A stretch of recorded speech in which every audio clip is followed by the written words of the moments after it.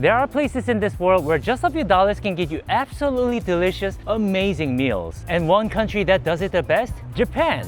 With a culture that encourages frugality and low-key forces it, Japan has a ton of different dining options for very low budget. And in this video, I'm about to go on a journey to try some of their most popular restaurants that offer crazy delicious food for unbelievably low prices. You guys excited for this? Because I know I am. To start this journey with, I want to go to a restaurant that you guys are all familiar with. It supplies good white rice-based calories for the have-nots all around the world. And that restaurant is none other than Yoshinoya. Well, Yoshinoya is not supposed to be something that's delicious in other countries, but in the birthplace of the franchise, they are both affordable and delicious. Should we go find out just how delicious? Interestingly, they don't have a table here. Every seat is a counter seat because it's meant for mostly solo diners like myself. So you order using this tablet, so you come here alone and you don't even need a human interaction. Yeah, I mean, who the hell likes people? How great is this? So I got my gyudon or beef bowl first. Man, this is very different from the one that I had in California. Came with green onions and an egg. Let me try to decorate it nicely. Presentation really matters. I don't know if I'm supposed to use the whole egg or just the egg yolk. For the presentation, I'm just gonna use the egg yolk. Oh God, I broke the egg. That was so stupid. How did I ruin that? Anyway, there's my green onion and egg beef bowl. I mean, by now I've traveled to many different places. Even in third world countries, getting food that's as delicious and clean as this for under $4, that's near impossible. Oh my God. There's a good amount of beef, lots of rice. It's not just cheap, it's actually quite delicious too. But man, it's such a night and day experience. Even their basic gyudon is really good. Look at the amount of beef. That's just beautiful. Also, in Japan, you don't have to feel like you have to have friends. When you come dine here in restaurants like this, it seems that nobody has friends. So I feel alone, but together at the same time. So that beef bowl was enough to feel me off, but I just want to show you guys one extra item here. So here's my chicken with radish. It comes with a little packet of mayonnaise. Oh my God. There was like an actual Japanese video, you know, like the Japanese cooking shows. Anyway, the chickens are very chunky, they're huge, they look extremely crispy. I mean, it's a really good looking food. I'm really excited for this one too. Oh, do you guys see the size of this chicken? They have so many pieces. Actually, they have 3 pieces of these chickens, but the pieces are really large. Wow. It's so perfect with the grated radish that it came with. And the fried chicken is not just cheap, it's actually so juicy and each pieces are full of meat. This is actually a really great fried chicken. I actually have nothing to complain about it. What can you get for $4 in Yoshinoya, USA? You probably get like 2 pieces of extra dumplings. Good, honest, clean food. Even the salad that's in this is really fresh. Oh man, I just love it. Just because it's late at night, it doesn't mean that Japan doesn't give you lots of great options. I've come to one of the best places to go at night in Japan, and it's none other than their beautiful Western cuisine, and it's called Saizeriya. It's like midnight right now. Can't believe it's still open. So Saizeriya is a family restaurant that's extremely popular in Japan. They serve Italian-style food and they're known for being extremely affordable. It's my second time here and I'm looking at the prices again and it's pretty insane. Most of the food that they serve here, they're like $2 only. Like their pizza's $2. So there's an option to get desserts at the end and I opted to get whatever's prepared first and I got my dessert first. This is supposedly the Italian pudding. It looks just like the Japanese convenience store pudding to me. They come in different caliber though, so is it good? I won't lie, there's something very crude about this. Like it's obviously quickly put together, but it actually tastes as good as any Japanese pudding. Fresh mozzarella and tomatoes. As to how authentic it is, I'm not really sure. If you guys are Italian, please tell me. Some of their stuff look like a 9-year-old kid put it together in a cooking class, but maybe it's of great quality. You know what? For what I paid, I'm pretty happy. I mean, good tomatoes. I think the cheese is pretty good too. Of course, it's not the best, most fragrant, straight from Italy type of cheese, although it might be from Italy. One complaint that I have is it's a little bit icy on the inside, like it's still a little bit frozen. If they thawed it a little more, I don't know, this would have been perfect for me, especially for like $1 or $2. This is the lamb skewer, and this is like the funniest thing ever. That's their sausage pizza. Look at the size of this. It's pretty tiny, I won't lie. A good single serving though. Let's start with the lamb skewer. I don't know if this is Italian at all. Not the best lamb skewer that I've had before, but for its price, I am not complaining. There's a good amount of meat and it's not all blobby, it's actually good meat. I also like the seasoning that it came with. It tastes very spicy without actually being spicy. It makes no sense. Just really fragrant. Don't you guys think it's like crazy cute how they call this sausage pizza? They literally have like small slices of sausages, tiny slices. To be fair, the pizza is only like $2 or $3. And for one person, I think this is a good amount of food actually.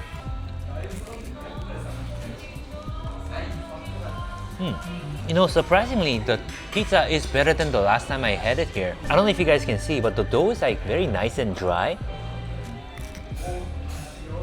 Decent amount of cheese and nice and fragrant tomato sauce. Apparently, a lot of Japanese women don't like it when you come to Saizeriya on the first date. I mean, I can see why. It's a very affordable budget restaurant and it just seems like the guy doesn't want to spend money. But I don't know, the food is actually not bad and it's kind of a fun date spot. Anyway, there's my hamburger steak. Really fantastic for how much I paid. Look at the juice flowing on it. And there's the cheese chicken.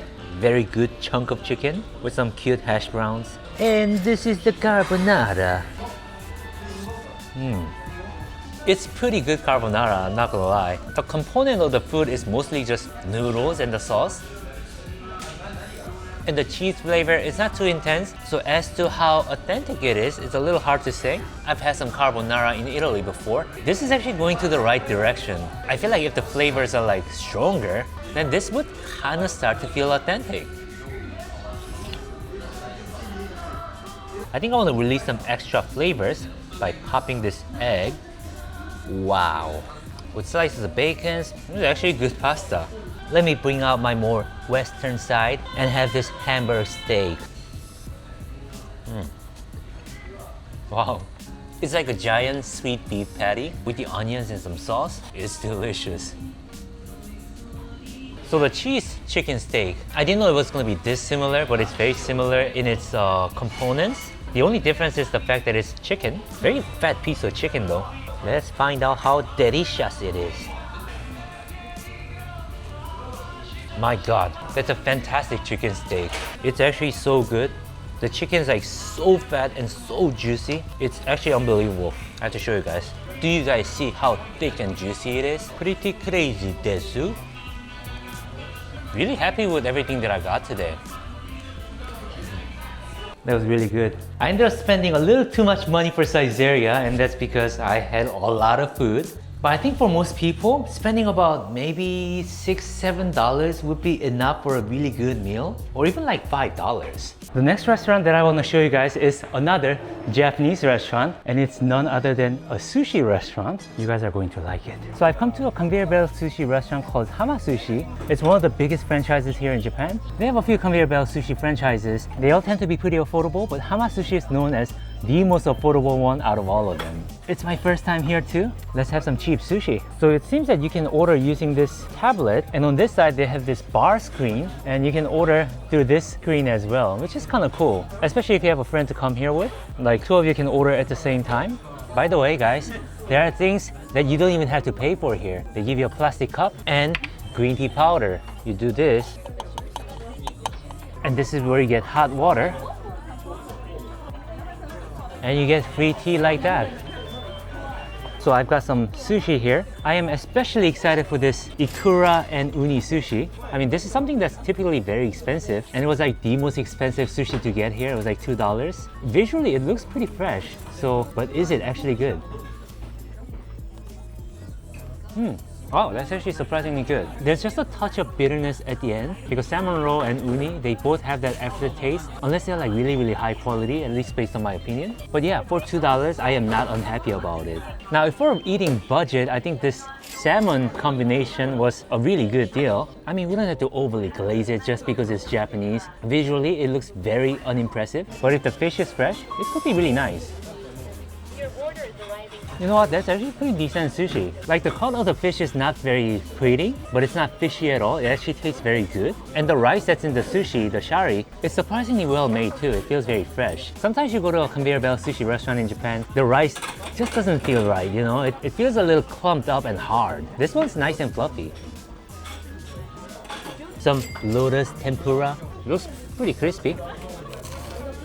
It's very crispy. I actually really like this.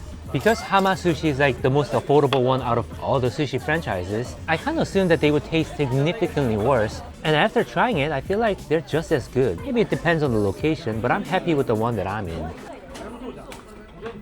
Of course, it's far from an omakase experience, but the food is impossibly affordable and of really good quality. Wow, that egg omelette is like so fluffy and sweet. Pretty excited for this udon as well. That looks really nice and clean. So udon that has fried tofu skin like this, they're called kitsune udon, and kitsune in Japanese means fox. Apparently in Japan they believe that foxes like these tofu skins, so they call this udon kitsune udon. Pretty interesting, right? I mean, things have gotten pretty expensive in Korea and every country that I've visited. So there's hardly anything in any country that I can have for under $2. So I'm really surprised that Japan was able to keep their prices low. And the quality is still there.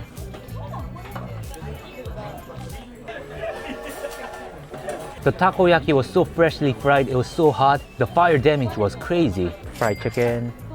This is lemon. I'm going to squeeze. A good fried chicken with lots of meat. Yeah, I'm actually very happy with Hama Sushi. I always thought that Kura Sushi might be my favorite, but I'm starting to realize that they're all pretty equally good. Yeah guys, I really feel like Japan is about the only first world country now where you can still have pretty great dining experiences under a really good budget. Like even in Korea, if you were to look for something that's like under $6 in Korea, these days you don't really get a lot of options. Unless you go for some snacks. Oh, this avocado salmon looks decent too. So I ended up spending a pretty good amount of money there. Considering the quality and volume of the food, it's probably the best sushi that I can get within that price. Alright then, on to the next place. It's about dinner time and there's this one Japanese food that everybody loves, including myself. The ultimate Japanese noodle, ramen. So apparently there are ramen franchises in Japan too, and one stands out as the budget ramen place. And it's called Ramen Hidakaya. It seems that most of what they have is like $4-ish, or not even. Okay, I'm pretty excited to try this place. Okay, it's a powerful way to end the video. So as far as the restaurant design itself, it's very similar to Yoshinoya. It's a very tight space, not a lot of tables, and again, you order through this tablet. Kind of similar to Yoshinoya, it seems that the majority of the customers here are salarymen, you know, like the Japanese corporate working class people. It must be a pretty amazing way to end the day for them. Some affordable ramen and some beer. Kanpai, my friends. I'm not a huge drinker, but just like these gentlemen here, I've had a long day too. Okay, there's my tonkotsu ramen, the pork bone broth ramen. Oh man, that actually looks really good. And the impossibly affordable chicken rice. I don't even know what to begin with. I am so happy, guys. It's an affordable ramen, but there's a good piece of pork in there too. Man, this is like a cup noodle price. Allow me.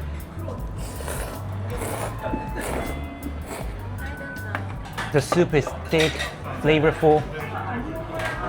This is as good as any good ramen place. I feel like even in Japanese standards, this is definitely good ramen. The only thing that's missing is like huge chunks of chashu, but that's like the only thing that's missing. It's a pretty fantastic ramen.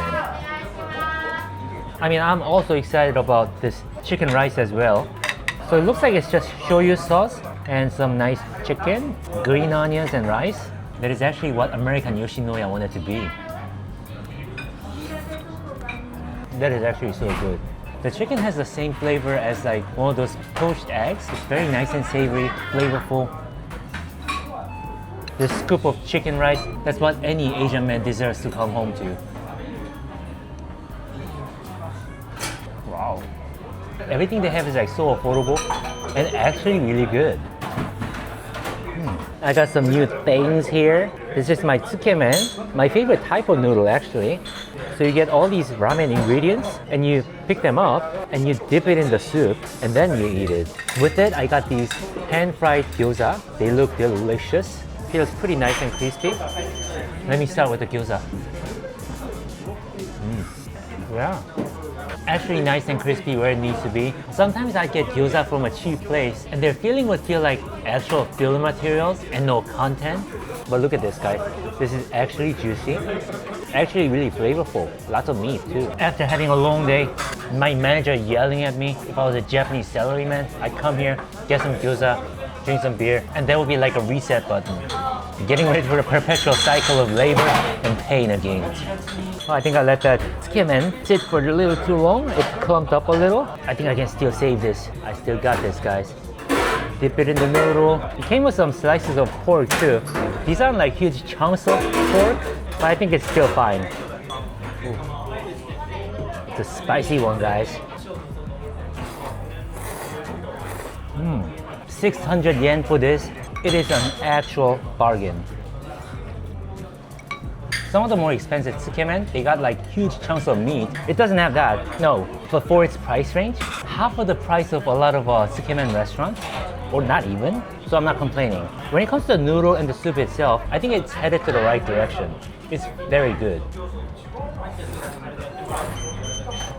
If I want to stay budget, I just get this and add some extra toppings. It's really crazy how many of these are actually delicious and obviously really affordable. I feel like people in Japan are kind of lucky in that sense. Kind of interesting how these noodles seem really dry, but you just put it in the soup and it just comes back to life. That wasn't quite enough to ease my pain, but I guess that was enough to numb it for a little while. Man, the more I think about it, the gyoza is really good. Very, very juicy. I can't believe I'm finishing this, guys, but I am. I'm so full right now. Yeah, cheap restaurants in Japan, actually pretty good. So what did I think? Well, all of the restaurants that I've visited, they're all impossibly affordable. And I want to argue that that level of quality within that price range, it's almost like they only exist in Japan now. You know, even Thailand's gotten expensive. Okay, I want to give you guys my favorite, but it's so hard to say which one my favorite is because I thought they were all really amazing and not a single dollar I spent there felt like a waste. So if you guys ever get a chance to visit Japan and if you're on a tight budget, please visit each one of them. You're not going to regret it. And well, thank you guys so much for watching this video. If you guys have time, please watch my other videos too. Thank you guys. Arigato.